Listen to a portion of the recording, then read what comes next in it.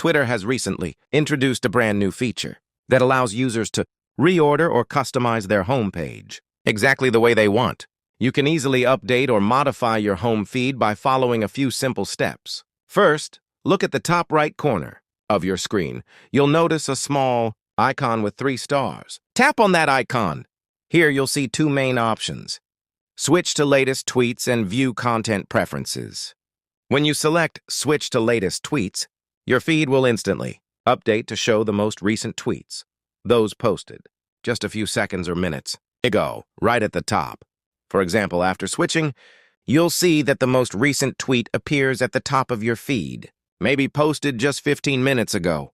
Next, if you choose View Content Preferences, you can personalize your feed even more. Simply click on it and adjust your preferences as you like. You can explore different topics, update your Explore settings, and even select your preferred language in the search settings. This way, Twitter will show you tweets that match your interests and language preferences on your homepage. That's all for this video. I hope it was helpful to you. If you found it useful, please share it with your friends and don't forget to subscribe to our channel.